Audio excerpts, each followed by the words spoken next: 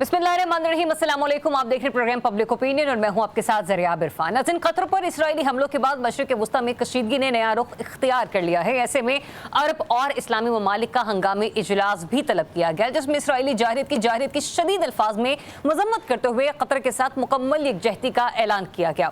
इजलास के एलामे में मुश्तरका सलामती और ताउन के नए विजन को मंजूर किया गया और इसराइल को फ़लस्तीनी अवाम के खिलाफ नस्लकुशी पर जवाबदेह ठहराने का मुतालबा भी सामने आया है। पाकिस्तान, ईरान, सऊदी अरब और कतर समेत तमाम बड़े मुस्लिम ममालिक का एक प्लेटफॉर्म पर मुत्तहिद होना खित्ते के लिए एक अहम पेशरफ्त है। इसराइली तौसी पसंदाना अज़ाइम रोकने के लिए काफ़ी है या फिर मजीद अमली इक़दामात की ज़रूरत अभी भी बाकी है? इसी पस मंजर में पाकिस्तान की जियो स्ट्रेटेजिक अहमियत गैर मामूली तौर पर उभर कर सामने आई है। वज़ीर आज़म शहबाज शरीफ ने अमीर कतर समेत अहम अरब रहनुमाओं से मुलाकातें की, जबकि army chief general Syed Asim Munir साहब ने भी मुस्लिम क़यादत से करीबी मुशावरत की। इन रवाबित के बाद वज़ीर आज़म की सऊदी वली अहद से मुलाकात मुतवक्के है, जिसे खित्ते के लिए गेम चेंजर करार दिया जा रहा है। अगले मरहले में वज़ीर आज़म अमरीका जाएंगे, जहाँ जनरल असम्बली से खिताब के अलावा वो सदर ट्रंप से मुलाकात का भी इम्कान रखते हैं।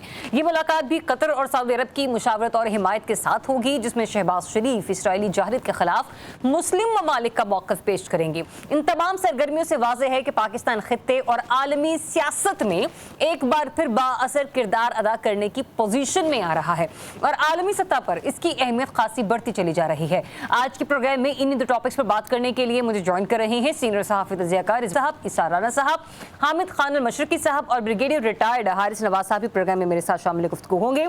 कल का जो ऐलान हुआ उसके पॉइंट्स आप सभी के सामने हैं कि मुस्लिम ममालिक जारहियत के लिए इसराइल को जवाबदेह ठहराने का मुतालबा रखते हैं और साथ ही साथ मुस्लिम ममालिक को इज्तिमाई खतरात का मुत्तहिद होकर मुकाबला करना होगा। ये अरब लीग की तरफ से एलामी के अल्फाज थे। हामिद साहब, आपसे आगाज करूंगी। मुझे ये बताइएगा, जो कुछ कल का एलामिया आया गुज़िश्ता शब, आपको लगता है जो जो बात इसमें की गई है वो काफ़ी है और क्या यही एक्सपेक्ट किया जा रहा था या रद्द अमल इससे बढ़कर होना चाहिए था?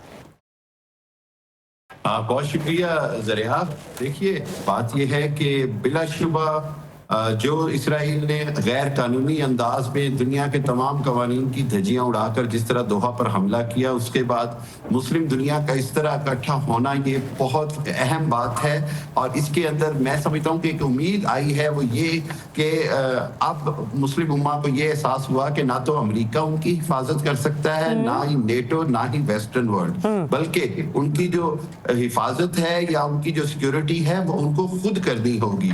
और मैं ये समझता हूं कि इसराइल के हवाले से अभी भी बहुत सारी जो ऑप्शंस डिस्कस हो रही थी मुश्तरका बयानिए के लिए या एलामिये के लिए, उसमें से बहुत सारी चीजें अभी उस तरह ऐलान नहीं किया गया। जिस तरह बात हो रही थी इसराइल की फिजाई हदूद बंद करने की, बात हो रही थी इसराइल के साथ जो है सफारती ताल्लुकात खत्म करने की, बात हो रही थी कि इसराइल को मुआशी बाइकाट किया जाए, बात हुई कि जी इसराइल को ICJ और अक़वाम मुत्तहिदा की जो कोर्ट्स हैं उसमें ले जाया जाए। लेकिन एक बात बड़ी वाज़ेह और खुशाइंद है, वो ये कि इस कॉन्फ्रेंस के नतीजे में ईरान और सऊदी अरब, पाकिस्तान, तुर्की, तमाम ममालिक जिनके आपस के कुछ झगड़े भी थे, जैसे ईरान और सऊदी अरब हो गए या कतर और सऊदीया के भी रहा, वो सब इकट्ठे होके बैठ गए हैं और अल्हम्दुलिल्लाह पाकिस्तान का उसमें बिलाशुबा एक बड़ा अहम लीडिंग रोल तो है ही है, लेकिन बुनियादी तौर पर ये एक वार्निंग है। अगर आप इकट्ठे ना होते तो फिर वो जो ग्रेटर इसराइल के लिए कभी कतर की बारी तो कभी दुबई UAE की बारी तो कभी मिस्र की तो कभी पाकिस्तान की बातें। इस हवाले से ये इकट्ठ होना बहुत जरूरी था, बहुत अच्छा हुआ, लेकिन इसके बाद अमली तौर पर इक़दामात करने की जरूरत है। अमली तौर पर इसराइल की मईशत को कमजोर करने की जरूरत है। इसराइल के साथ अगर वो दोबारा कोई अटैक करता है तो मुश्तरका जवाब देने की जरूरत है। जिस तरह हमने हिंदुस्तान को बुनियाद मरसूस की शक्ल में जवाब दिया और उसको मजा चखाया भारत को, मेरा ख्याल यह है कि इवेंचुअली इसराइल के साथ भी अब कोई ग्रेटर जंग की तरफ बात जाएगी और उसके बगैर नेतन्याहू का जुनूनीपन और पागलपन खत्म होता नजर नहीं आता। ये बात आपने दुरुस्त की कि नेतन्याहू का जुनूनीपन और पागलपन खत्म होता हुआ नजर नहीं आ रहा। आपकी बात से मैंने चंद पॉइंट्स निकाले। आपने कहा कि जरूरत तो ये थी कि फिजाई हुदूद बंद कर दी जाए इसराइल की, जरूरत ये भी थी कि मुआशी बॉयकॉट किया जाए, जरूरत ये भी थी कि सफारती ताल्लुकात भी खत्म किया जाए। लेकिन रजी साहब, जहाँ पे अरब लीग ने गुज़िश्ता रोज एक वार्निंग जारी की, वहीं पे नेतन्याहू ने बढ़कर उसे धमकी दी है। मैं नेतन्याहू की गुफ्तगू के चंद अल्फाज आपके साथ शेयर करना चाहूंगी। उन्होंने कहा कि बाज मुल्कों ने हथियारों की फराहमी रोक दी है, तो क्या इससे ये सब बंद हो जाए? जाएगा। इसराइली इंटेलिजेंस की सलाहियत की तरह हथियार बनाने में भी महारत रखता है और आज जिस किसी के पास भी मोबाइल फोन मौजूद है, समझिए कि वो इसराइल का एक टुकड़ा उठाए लिए फिरता है। आप इसको किस तरीके से देखेंगे? जी, ये बेसिकली उनका रिस्पांस था जो स्पेन ने इसराइल को कुछ दिफाई अशिया की पैदावार की फराहमी बंद करने का ऐलान किया था, तो उसके बाद उस पर रद्द-ए-अमल आया है। वो तो अरब के अंदर जमा होने वाले लोगों को इस काबिल भी नहीं समझते कि उसके ऊपर रद्द-ए-अमल दें। एक तो बात मेरी तरफ से ये नोट कर ली जाए। मैंने इसी प्रोग्राम में बैठ के पिछले लास्ट वीक के लास्ट प्रोग्राम में बैठ के कहा था कि ये ना खंजर उठेगा ना तलवार इनसे, ये बाजू मेरे आजमाए हुए हैं। और आपने ये भी तनबीह की थी कि आज नहीं तो कल अल्टीमेटम ने पाकिस्तान पर भी अटैक करना है। पाकिस्तान पर भी अटैक आना है और ये वाला अटैक जो है, जो कि कतर पे आया है, ये बुनियादी तौर पे तुर्की के लिए डिजाइन हुआ था। अच्छा। लेकिन तुर्की चूंकि जाग रहा था और उसके दोस्त भी जाग रहे थे, तो इसलिए अटैक उन्होंने इस पे किया। अब आप इसका अंदाजा कीजिए कि अभी तक LNG जो है वो जो इसराइल को जा रही है वो कतर से जा रही, उसकी 80% के करीब तेल की ज़रूरियात जो हैं वो आज़रबाईजान पूरी कर रहा है बरास्ता तुर्की है। आज़रबाईजान तो लैंड लॉक्ड है, वहाँ से जो तेल जाता है वो बरास्ता तुर्की जाता है। तो अगर कतर जो कि LNG सारी फराहम कर रहा है, अगर वो खुद LNG की सप्लाई रोकने को तैयार नहीं है, और पाकिस्तान के वजीर आजम जब इज्तिमाई दिफा की बात करते हैं तो वो उस बात को छोड़ के वो कहते हैं वो मराकश के शाह की बात सुनिए। अब मराकश के शाह तारीख के अंदर ये बात एस्टेब्लिश है कि वो बाकायदा इस तरह के फंक्शंस में इसराइल के लिए जासूसी करते हुए पाए गए और पकड़े भी गए। बाकायदा वो उनके एजेंट के तौर पे ऑपरेट करते हैं। तो कतर ने उनकी बात ज्यादा गौर से सुनी है, कतर ने उर्दन के शाह की बात ज्यादा गौर से सुनी है। उन्होंने बात भला क्या कही है? उन्होंने कहा कि जी हम सारे अरब ममालिक मिलके, अरब की बात करते हैं, वो मुसलमानों की बात नहीं करते, कहते अरब सारे मिलकर अक़वाम मुत्तहिदा का एक इजलास बुलाते हैं और उसमें करारदाद पास करके इसराइल से पूछते हैं कि वो वाकई हमें कत्ल करना चाहता है या वाकई हमारे ऊपर हमला करना चाहता है। और अमीर कतर ने भाग के इस तस्वीर को जपा डाल दिया। अच्छा। अब आप अंदाजा करें कि पाकिस्तान के वजीर आजम ने कहा कि भाई बदला लेना है तो हम ले सकते हैं, लेकिन सारे लोग इकट्ठे हो गए बड़ी स्ट्रॉन्ग स्टैंडिंग दी हमने कल बड़ी स्ट्रॉन्ग किस्म की स्टेटमेंट दी, लेकिन अमीर कतर को वो स्टेटमेंट सुनाई नहीं दी। एक बात। दूसरा, आप इन अरबों का ये हाल देखें कि हमसाए मुत्तहिदा अरब अमारात के अमीर और वजीर आजम दोनों इस इजलास के अंदर शरीक नहीं हुए। पहले तो वो आके अफसोस कर गए, उनके जो भी वजीर खारजा वगैरह थे, इस इजलास को भी उन्होंने वजीर खारजा के लेवल का ही रखा। तो यूं आप इससे अंदाजा कर लें कि मुस्लिम ममालिक की तरजीहात या उनके बाहमी मुनाकशे, और ख़ास तौर पे इसके अंदर 3 ममालिक का मुझे यकसा नुक्ता नजर आया और तीनों नॉन अरबी हैं। एक पाकिस्तान, एक ईरान और एक तुर्की है। इन तीनों ने ये कहा कि जनाब मतलब कि इसका इलाज एक ही है, ठीक है, तो आप अगर कदम बढ़ाना चाह रहे हैं तो हम हमारे साथ हैं। हाँ। लेकिन बाकियों ने कहा कि नहीं, हमारा कदम बढ़ाने का कोई इरादा नहीं है और हम इसी तरह की मौत को तरजीह देंगे जैसी फ़लस्तीनियों के ऊपर मुसल्लत की गई है। यानी आप अंदाजा करें कि इस एलामिये के अंदर मैं बड़ी माजरत के साथ अर्ज़ कर रहा हूं। एक मिनट ना रज़ी साहब, एक मिनट, आखिरी फिक्र। हाँ। फ़लस्तीन के अंदर कत्लो गारत गरी की स्ट्रॉन्ग वर्डेड उसके ऊपर तनकीद भी नहीं की गई, प्लीज। अच्छा राना साहब, आपने बात सुनी होगी रिजवान रज़ी साहब की, उन्होंने कहा कि कल जो बड़ी स्ट्रॉन्ग स्टैंडिंग थी ना सिर्फ पाकिस्तान की थी बल्कि तुर्की और ईरान की भी थी बनिस्बत अरब ममालिक के, जिसमें सऊदी अरब भी है और कतर भी है। मैं आपसे जानना ये चाह रही हूँ कि कतर और दीगर अरब ममालिक बशमूल सऊदी अरेबिया, सर ये तो होम्योपैथिक सिचुएशन को तरजीह दे रहे हैं बजाय इसके कि डंकी की चोट पर जवाब दें। लेकिन अगर ईरान, पाकिस्तान और तुर्की अब वो एक स्ट्रॉन्ग स्टांस के साथ आ रहे हैं तो मेरे मुंह में खाक, लेकिन वही बात आ गई कि इसराइल का फिर अगला निशाना ये मजबूत ममालिक भी हो सकते हैं। देखिए, जब वजीर आजम पिछले 2 दिन 3 दिन पहले गए थे कॉन्फ्रेंस में, तो आपने एक बात नोट की होगी कि उनके साथ 2 बड़े मजबूत से नौजवान थे और उनके हाथ में एक मखसूस किस्म का एक बैग था। ये एक बड़ा स्ट्रॉन्ग मैसेज था पूरी दुनिया को। 2 बैग, ये पूरे दुनिया को एक बड़ा स्ट्रॉन्ग मैसेज था कि पाकिस्तान एक एटमी कुव्वत है, पाकिस्तान एक मजबूत मुल्क है। भारत जैसे बड़े जिन को शिकस्त देने के बाद पाकिस्तान पूरी दुनिया में एक हकीकत के तौर पे, एक ताकतवर हकीकत के तौर पे उभरा है। तो ये तो बड़ा एक, मैं समझता हूँ पाकिस्तान के लिए 75 सालों में, 76 सालों में, बड़ा 78 सालों में सुनहरी मौका है। हाँ। लेकिन असल सवाल ये है कि खुदा ना करे, अल्लाह ना करे, अल्लाह ना करे, अगर हमारी तरफ इसराइल मुंह करता है तो डेफिनेटली वो इसराइल नहीं करेगा। उसका जो ऊपर बैठा हुआ अमेरिका है, उसकी आशीर्वाद के बगैर तो नेतन्याहू सांस भी नहीं ले सकता। आशीर्वाद और हमारा नेतन्याहू की औकात क्या है? जी, मैं यही कह रहा हूं कि इस हवाले से पाकिस्तान नो डाउट के एक बड़ा हमारा एक इमर्जिंग रोल है, लेकिन ये ऐसे ही है जैसे जब कोई हीरो बन रहा हो और दुनिया उसे तस्लीम करने जा रही हो, तो एक फेज आता है जिसमें उसने गुजरना होता है हीरो बनने के लिए, अपने आप को साबित करने के लिए, वो इमेज को साबित करने के लिए। ये क्रिटिकल मरहला है हमारे लिए।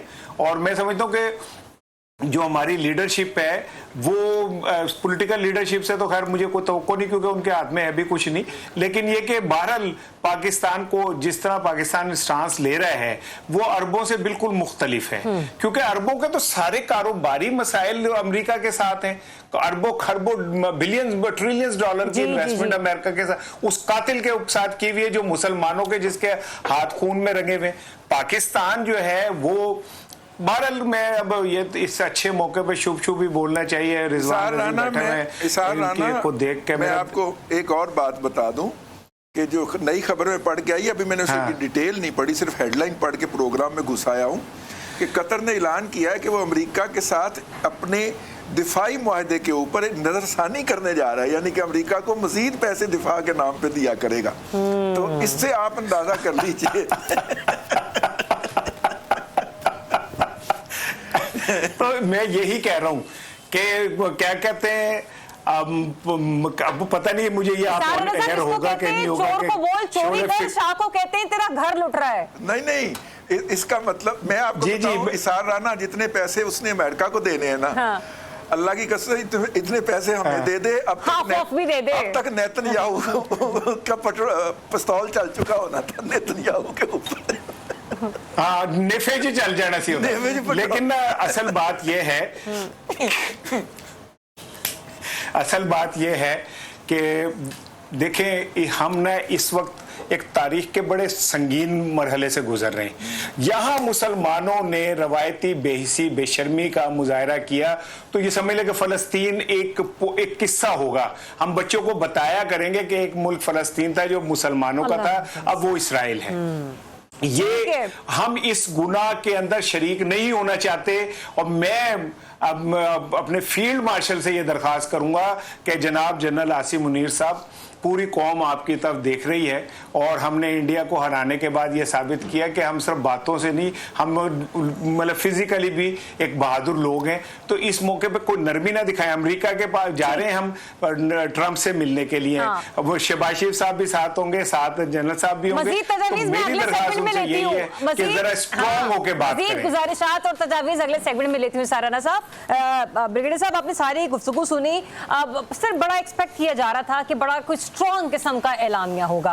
अब मतलब आई एम डीपली डिसअपॉइंटेड। कल भी हमने प्रोग्राम किया, यही कोशिश थी कि एक बड़ा स्ट्रॉन्ग मैसेज आए, लेकिन अनफॉर्चुनेटली मुझे ऐसा महसूस नहीं हो रहा। अगर मैं गलत हूं तो आप बहुत तजुर्बेकार हैं, सीनियर हैं, आपकी बीट रही है, आप समझाइएगा कि नहीं सर आप जो कह दिया गया है वो इतना काफ़ी होगा। लेकिन सर मालूम तो ऐसा लग रहा था कि जैसे गुफ्तन नशिस्तन बर्खास्तन दैट्स इट, और इसके अलावा मुझे कुछ नहीं लग रहा। और जो रज़ी साहब ने कहा कि अमेरिका को मजीद डिफेंस के पॉइंट ऑफ व्यू से कतर जो है वो दे रहा है पैसा, तो सर इसके बाद तो मैं बिल्कुल ही समझ से बाहर है मेरी सिचुएशन।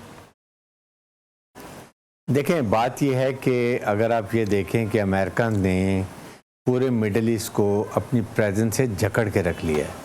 उन्होंने बड़ा प्लान करके रखा हुआ है, बहुत शुरू से सोच लिया था कि ये किस स्टेज पे कौन से स्टेप इसराइल ने लेने हैं, और ये सारे अमेरिका की मर्जी से हो रहे हैं। उनके मुझे बताइए कौन से मिडल ईस्ट कंट्री में उनकी फुटप्रिंट नहीं है, या नेवल बेस है, या एयर बेस है, या उनके सारे बाकी उनकी फ़ौज वहाँ पर मौजूद है। नेम वो तमाम इन्हीं अरब ममालिक से उड़ के आए हैं और 2000 किलोमीटर का एरिया उन्होंने तय किया उनके जहाज़ों ने, और दोहा से उनका रीफिल जो टैंक है वो उड़े हैं, जहाज़ उड़े हैं, उन्होंने रीफिलिंग की है। तो अब आप बाकी तो बात छोड़ देना, तो इसलिए they are totally controlled by American इस वक्त। और मेरे ख्याल में ये जो वक्त था, अगर आज कल इन्होंने कोई स्ट्रॉन्ग स्टेप नहीं लिए और वो करारदाद नहीं ली जिसमें they should have shown the practical measures, इसका मतलब है कि ये अपनी कबर खुद खोद रहे हैं। Let me tell you very frankly, Israel ने पहले क्लियर कह दिया कि मिडिल ईस्ट में एक ही पावर है, that is Israel, no one else. और ये प्रूफ हो गया। जिस तरीके से 50 मिनट पहले अमेरिकन को बता दिया गया था कि हम जा रहे हैं गोवा पे, राइट, और उसने अगर वो कहते हैं जी, अगर अमेरिकन उसको कहते हैं कि नहीं इजराइल को नहीं जाना, तो वो ना जाता, उन्होंने नहीं रोका। उसके बाद वहीं से उन्होंने वो रीफिलिंग सारी की है दोहा से। तो ये बातें तो क्लियर हो गई। आई थिंक पाकिस्तान का stand has been very very clear, open and very bold, I would say honestly.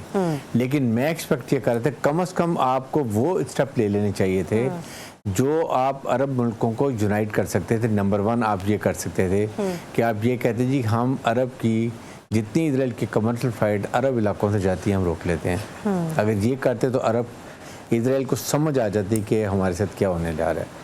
Number 2 कहते हैं इब्राहिम जो अकॉर्ड है हम उसको फॉर द टाइमिंग सस्पेंड कर रहे हैं, ये डूएबल था। हम ट्रेड सैंक्शन लगा रहे हैं इजराइल के ऊपर, जो इसने हमारे साथ जो किया है बिल्कुल ये भी डूएबल था। ये वो बातें हैं जो आप कर सकते थे, आपने नहीं की। जो आपने अरब टास्क फोर्स बनानी है, it will take some time, आप वो भी डिसीजन नहीं लिया। आपने कहा जी हम सोच रहे हैं। अदरवाइज मेरे ख्याल में अगर अरब कंट्रीज पाकिस्तान और टर्की को कहें और इंडोनेशिया को कहें कि आप 2-2 डिवीजन रेस करें, we will fund for that, और हमें तो वो 100 गुना बेहतर होगा बजाय इसके कि जितना पैसा लेके कोई दूसरा मुल्क यूरोप और अमेरिकन आपको क्या सेफ्टी दे सकते हैं, कभी भी नहीं दे सकते। उनके इंटरेस्ट क्या हैं, इजराइल के साथ हैं। ग्रेटर इजराइल में क्या शामिल हैं, रेत की अगर आपने वो शुतुरमुर्ग की तरह अपना सर रेत में डाल के कहना जी हमें कोई नहीं देख रहा तो हम बच के बाकी जाएं भाड़ में, ऐसे नहीं होगा। You are all heading for trouble. आज उन्होंने आपको टेस्टर दिया है, अमेरिकन ने दोहा में फायर करके एक मैसेज उन्होंने दिया है सारे अरब को, हमारे जितने बेसिस हैं सब कुछ है, but you are under threat from Israel and it can happen to anyone. ये उन्होंने मैसेज दे दिया है। नहीं समझते तो ये इनकी अक्लमंदी है या इनमें बेवकूफ़ी है, बड़ी सिंपल सी बात है। एंड दे आर ऑल, देखें ट्रिलियन डॉलर का वेपन एमुनिशन अमेरिका ने इनको बेचा है। ईरान का हवा क्रिएट करके ईरान आपको खा जाएगा, ईरान ये कर देगा वो कर देगा। सऊदी अरब ने $1 ट्रिलियन, यूएई ने कोई $60-70 बिलियन, कतर दोहा में 25 F-35 जहाज खड़े हुए थे। मुझे बताएं वो किस काम के हैं। ऐसा ही है। ये बात है कि आप ट्रस्ट अपने मुसलमान मुल्कों को करें, कोई आपको फैसला करें। आप साथ ये कहते हैं कि इमीडिएटली उस क्लास में कहते हैं from tomorrow onward cease fire in Gaza has to be imposed, otherwise काश के ऐसा हो जाता, हारिस नवाज साहब, काश के ऐसा हो जाता, हम पाकिस्तानी भी इसी किस्म के ऐलान की उम्मीद रखे हुए थे।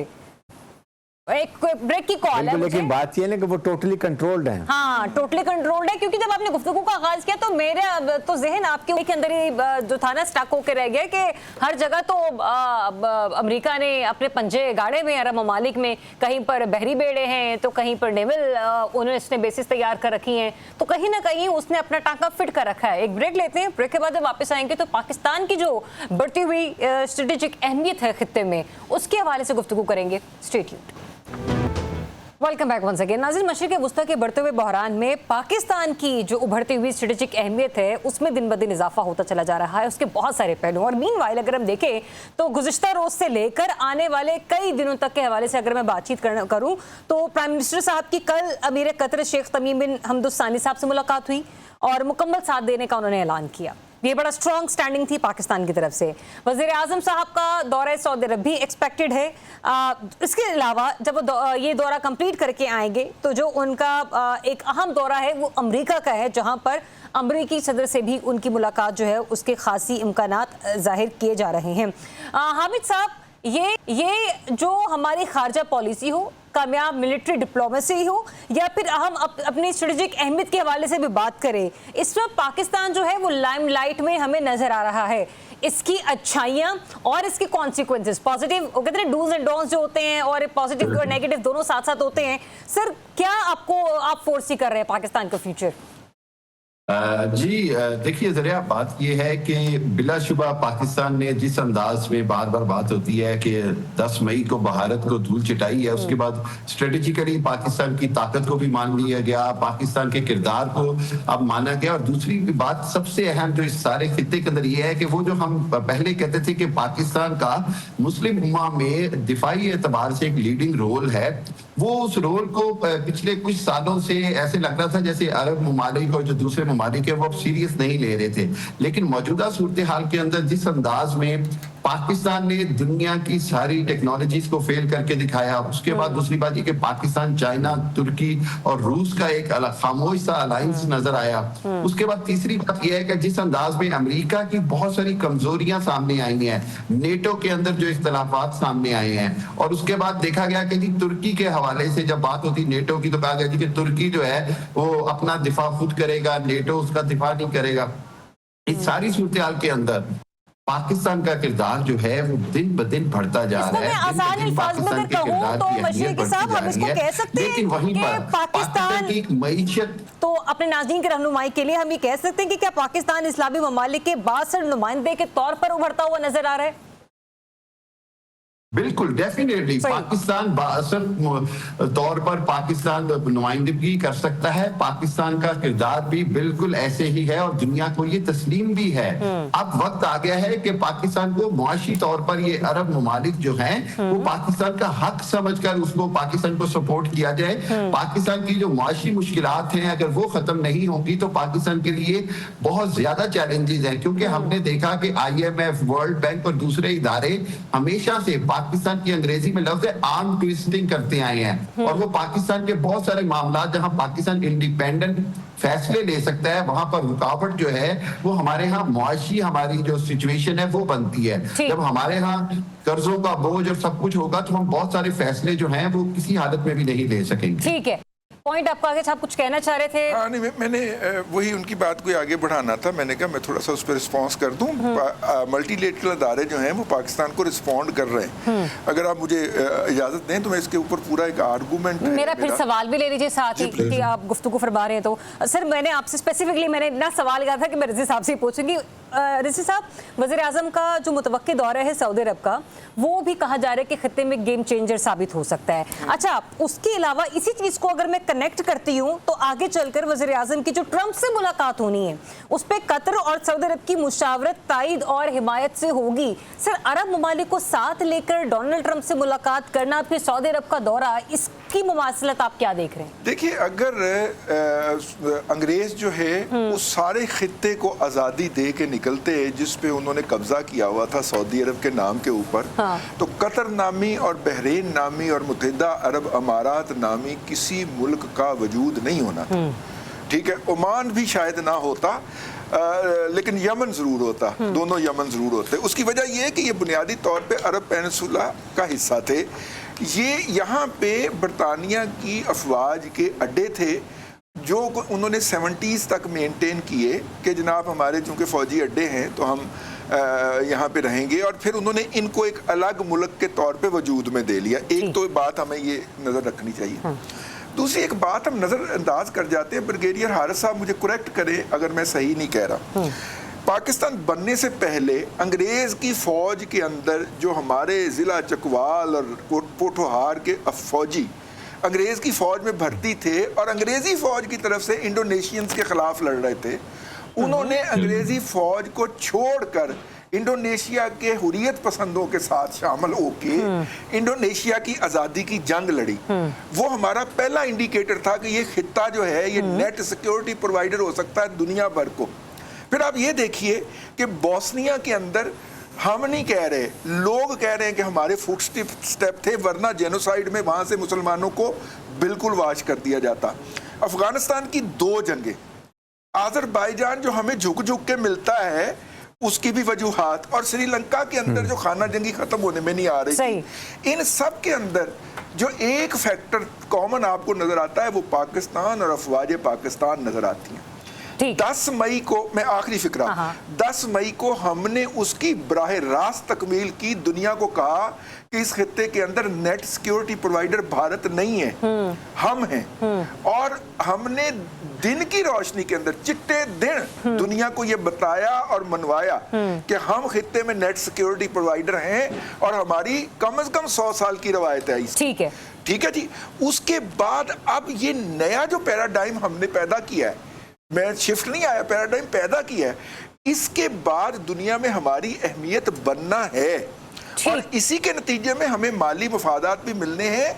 हामिद अल मशरिकी साहब, वर्ल्ड बैंक पहले कह चुका है कि पाकिस्तान को 10 साल के लिए आइंदा हर साल $4 अरब का लोन अवेलेबल होगा, प्रोवाइडेड के वो प्रोजेक्ट ले आए हमारे पास। ठीक है, पॉइंट आ गया, वक्त कम है। आप ही के सवाल का आपने सवाल छोड़ा ना ब्रिगेडियर साहब के लिए। ब्रिगेडियर साहब, आपने गुफ्तगू सुनी रजी साहब की, वो जो आपसे जानना चाह रहे थे, काइंडली मुझे उसका भी जवाब दीजिएगा। और जिस अहमियत की तरफ वो जोर दिला रहे हैं ना, वर्ल्ड बैंक की तरफ भी उन्होंने इशारा देकर बात की, IMF की तरफ भी इशारा देकर बात की, लेकिन सर हमें ये भी अपने नजरों के सामने रखना होगा कि इसराइल भारत की सूरत में हमारा पड़ोसी है और अफगानिस्तान के साथ भी हमारे टर्म्स कुछ ज्यादा अच्छे नहीं चल रहे। देखिए, बात यह है कि एक बात याद रखें, पाकिस्तान की मुसल्लह फ़ौज ने और पाकिस्तान ने बहुत मिलिटरली अपने नेबर्स को, और जहाँ जहाँ ये बात की जाए, बहुत सपोर्ट किया है जी। इवन आई नो कि जब कुवैत और इसकी इराक का लड़ाई थी तो मैं खुद, हमारे 2 ब्रिगेड गए थे सऊदी अरब और प्रोटेक्शन के लिए, और वहाँ का ये हाल तक when we landed in Saudi Arabia में, गल्फ वॉर में 90 में, तो सऊदी अरब की सब ट्रुप्स बड़े मज़े से उठे, मोटर उठ के आ गए कि जी पाकिस्तान की फ़ौज आ गई हमारी प्रोटेक्शन के लिए। तो ये आपको सोच ख़त्म करने की, देखें बात ये है कि this is the time, Pakistan को दुनिया समझ रही है, फील्ड मार्शल को दुनिया सुनना चाहती है और उनकी बात को मान रहे हैं। हमने ये प्रूफ किया, हमने ऐसे नहीं कर रहे, हमने now we are regional stabiliser इस रीजन के अंदर। तो हमें ये अपने मिडल ईस्ट कंट्रीज़ को बताना है कि अगर आप हमें इकोनॉमिकली सपोर्ट करेंगे $3-4-5 बिलियन से, Pakistan can go sky high जा सकता है। हमें वो अमेरिकन की वो नहीं मिलेगी, ना वर्ल्ड बैंक से मिलेगी, वो लोन है। ये आपको अगर पैसा सपोर्ट करते हैं, जो आप अमेरिकन को $1 बिलियन के 747 बिलियन के जहाज़, उनको 747 जम्मू दे रहे हैं।